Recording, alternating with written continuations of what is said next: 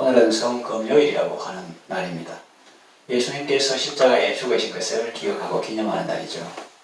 토요일은 유대인의 안식일입니다. 예수님은 안식일 전날인 금요일에 십자가에 못 박혀 죽으셨습니다. 오늘 읽은 본문은 예수님이 운명하시던 당시의 현장을 우리에게 보여주고 있습니다. 예수님은 요즘 시각을 하면은 오전 9시부터 오후 3시쯤까지 십자가 위에서 고통당하셨습니다. 특히 정오부터 오후 3시까지는 온 땅에 어둠이 임했습니다. 오후 3시쯤에 예수님께서 크게 소리질러 말씀하셨습니다.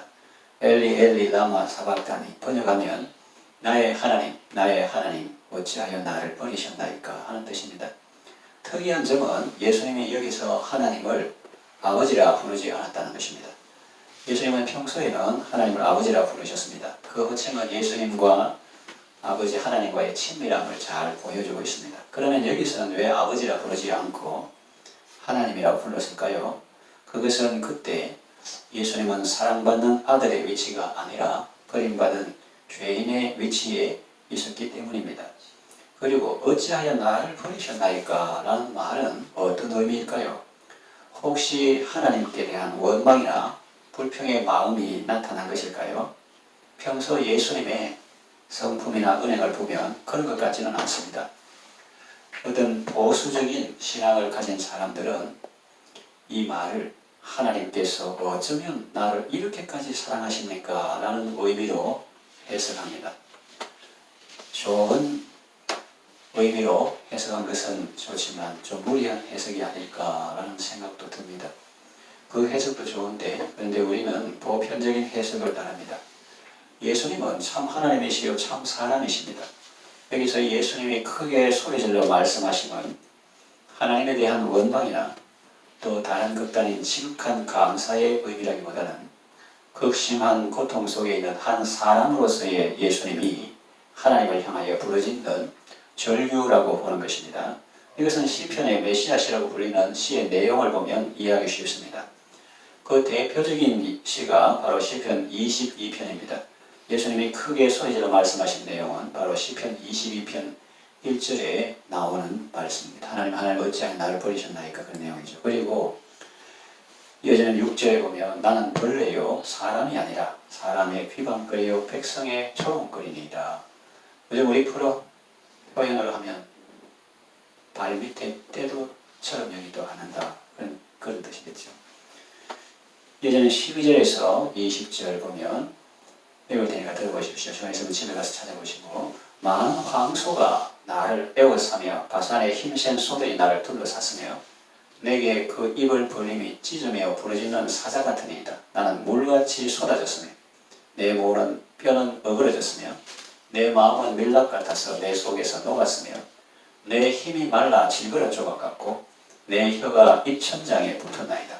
주께서 또 나를 죽음의 진토 속에 두셨나이다. 개들이 나를 에워쌌으며 악한 무리가 나를 둘러 내 수족을 찔렀나이다. 내가 내 모든 뼈를 셀 수 있나이다.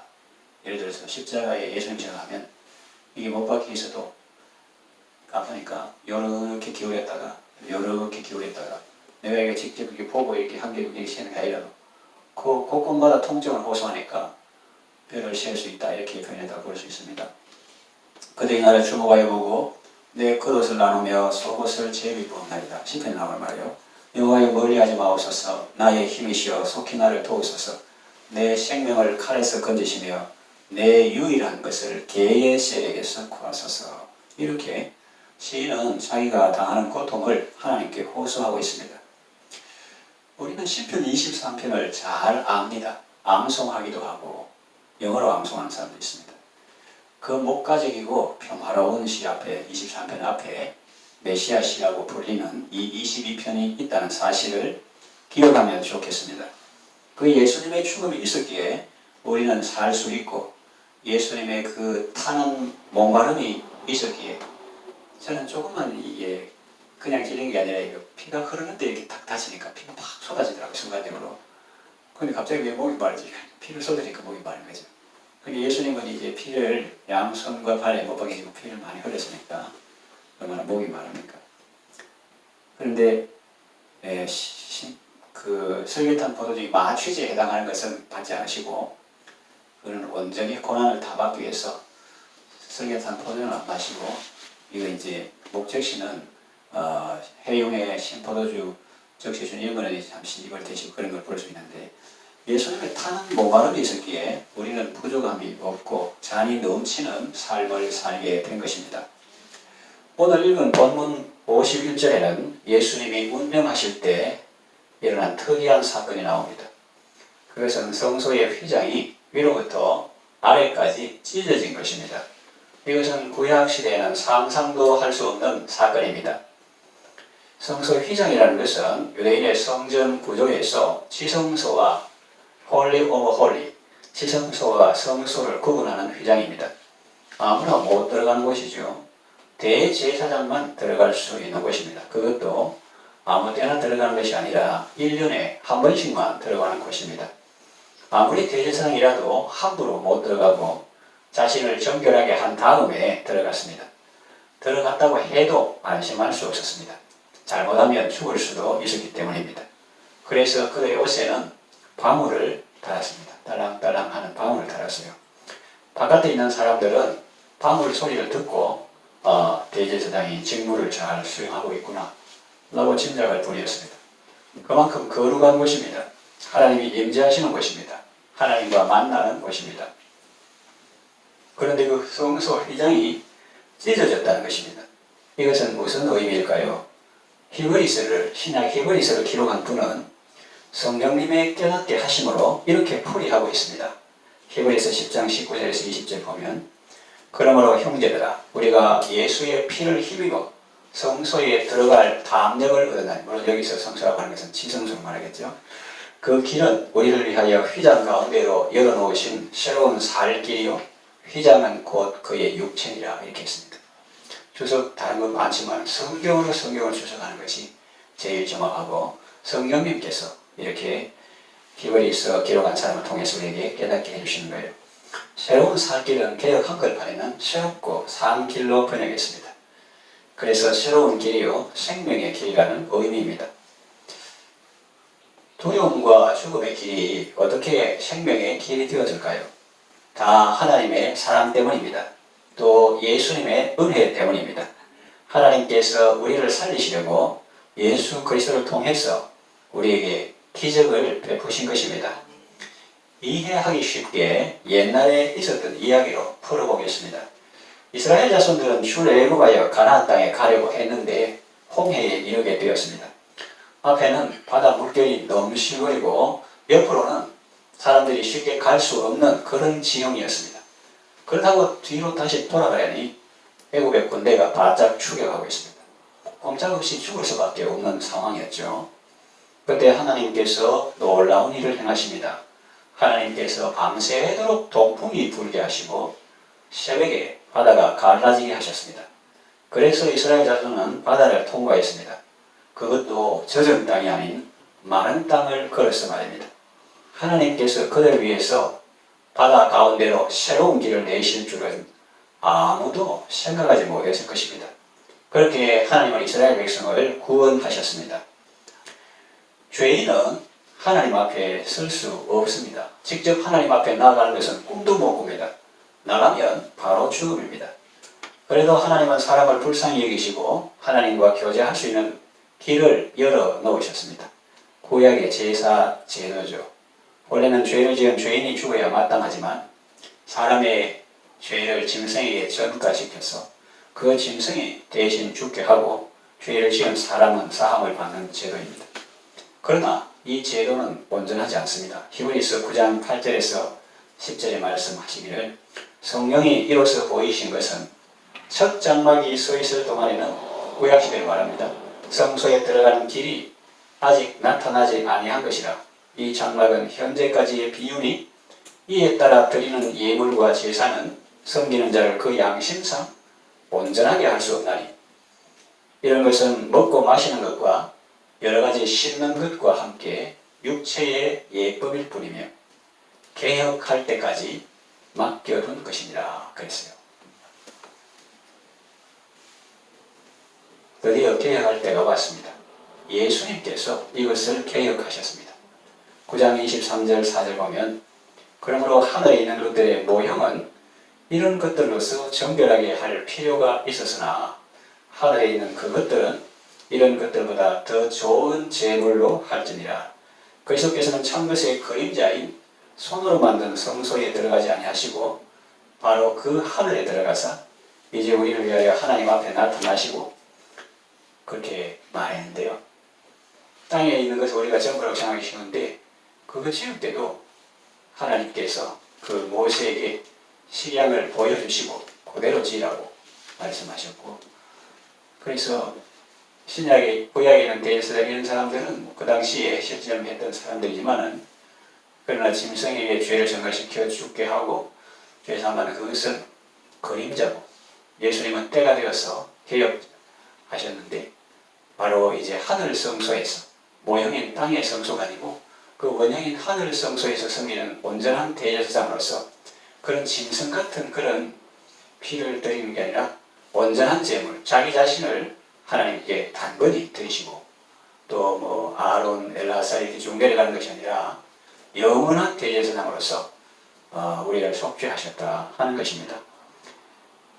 예수님은 하늘 성소에서 섬기시는 우리의 영원한 대제사장이십니다. 예수님은 짐승의 피가 아닌 자신의 피로 우리 양심을, 저번에 시간에 우리가 살펴본 같이 우리 양심을 죽은 행실에서 깨끗하게 하시고 살아계신 하나님을 섬기게 하십니다. 그러므로 신약시대의 성도는 하나님께 나아갈 때 구약처럼 인간 제사장을 통하여 나아갈 필요가 없습니다. 우리의 영원한 대제사장이신 예수님을 통하여 곧바로 하나님께 아버지께 나아갈 수 있습니다. 예수님의 이름으로 바로 하나님 아버지께 아뢰할 수 있습니다. 얼마나 감사해요. 세상에 어떤 사람도 뭐 만나라 하면 약속됐습니까? 하면서 앞에서 제지하는 사람이 있고 또 만나기 어려운 경우가 많은데 우리는 예수님을 통해서 그들보다 몇 배 더 높은 왕의 왕이요 주의 주가 되신 하나님을 우리가 발견할 수 있다, 만날 수 있다, 알 수 있다 하는 것입니다. 우리는 모두 하나님의 택하신 족속이요 왕같은 제사장들입니다. 모두가 다 제사장들입니다. 왕같은. 이것을 만인 제사장이라고 합니다. 이것을 루터가 주장했다고 하는데 사실은 루터가 만들어낸 이론이 아니라 성경에 나오는 내용을 루터는 밝히 드러낸 것뿐입니다.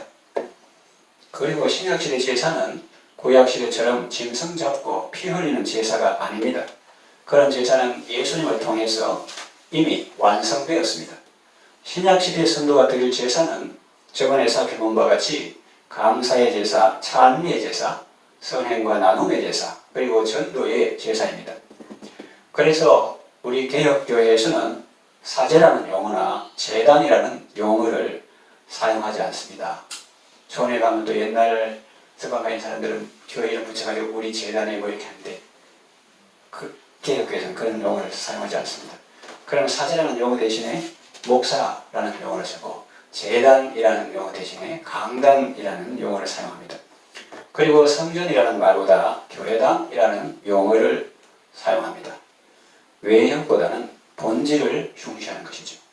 우리가 뭐 사람을 모이다 보니까 일정한 공간도 있어야 되고 조사장도 있고 그렇게 하지만 구약처럼 성전 해가지고 거기에 뭐 사람들을 동원해가지고 뭐 이렇게 시장하고 그런데 몰두하고 그런 것보다는 그래서 거기 뭐 사람들 너무 받쳐가지고 안에 있는 사람은 괜찮지만 바깥에 있는 세상 사람들이 볼 때는 여기가 너무 화려하다 뭐 이런 비난도 묘수 나오고 그럴 수 있는데 필요에 따라서 그런 그 상황에 맞게 공동체 회원들의 의논해서 할 일이고 정말로 구약 성전적인 것은 뭐냐면은 바로 성도라는 거죠. 성경에 너희가 하나님의 성전인 것과 하나님의 성령이 너희 안에 거하시는 것을 알지 못하냐 했기 때문에 성령님이 거하시는 성도 한 사람 한 사람이 바로 성전이고 그 공동체가 바로 성전이다. 그렇게 구약으로 말하면 그런데 이제 신약은 구약처럼 뭐 건물 자체를 뭐 아주 숭배하거나 그렇게 하지 않고 아주 검소하게 그렇게 실용적으로 그렇게 하는데 초점이 있죠. 개혁교회는. 이 밤에 우리가 함께 모여 하나님 아버지께 바로 나아갈 수 있는 것은 오로지 예수님의 은혜 때문입니다. 성소 휘장이 찢어진 것처럼 예수님의 육신은 찢기고 부서지고 죽임당하셨습니다.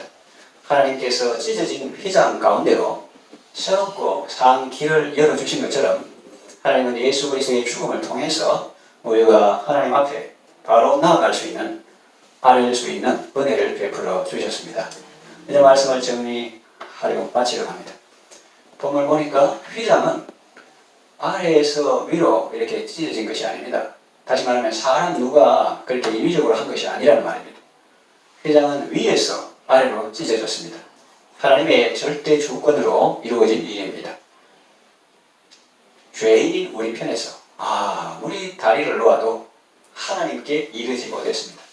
하나님은 지극히 거룩하시고 지극히 의로우신 지공법, 지성법의 하나님이기 때문에 인간이 아무리 수양해도 그게 도달하지 못하고, 예를 들어서 태평양 바다 같은 넓은 그런 근데 사람이 다리 놓으려고 하니까 100m 가리가 빠지고 200m 빠지고 멀리 못 가요. 그 수양한다는 것, 도덕적인 행위를 한다는 것, 선행을 하고 공덕을 쌓아도 하나님께 이르지 못했습니다. 그런데 놀라운 일이 일어났습니다. 하나님 편에서 이쪽 언덕에서 우리한테서 봉사를 한 게 아니고 하나님 편에서 우리 쪽으로 다리를 놓아주시고 고속도로를 놓아주신 것입니다. 그 다리는 바로 예수님의 십자가요. 그 고속도로는 바로 예수님입니다. 왜냐하면 예수님이 요한복음에 말씀하셨죠. 내가 곧 그 길이다. 정관사 덜을 붙여서 내가 바로 아버지께로 가는 유일한 그 길이다. 나로 말미암지 않고는 아버지께로 올 자가 없다. 그렇게 말씀하셨습니다. 다시 말하면 우리는 이제 예수님을 통하여 하나님 아버지께 나아갈 수 있고, 예수님의 이름으로 하나님 아버지께 기도할 수 있고, 예수님을 통하여 천국의 삶을 살 수 있게 된 것입니다. 이 놀라운 예수님의 은혜와 하나님의 사랑을 늘 기억하시고 하나님께 감사하며 하나님 자녀의 복된 삶을 살아가시기를 바랍니다. 기도하겠습니다. 하나님 아버지, 죄인인 우리를 저버리지 아니하시고 죄인도 살아갈 수 있는 제도적 장치를 마련해 주시고 제사 제도를 통해서 우리를 정결케 하시다가 때가 참에 독생자 예수 그리스도를 보내주시고 온전한 속죄를 이루어 주셔서 감사합니다. 이 사랑과 은혜를 늘 기억하고 감사하면서 담대히 은혜의 보좌 앞에 나아가 아뢰게 하소서. 예수님의 이름으로 아버지께 나아가고 예수님을 통하여 날마다 천국의 삶을 살게 하소서. 예수님의 이름으로 기도합니다. 아멘.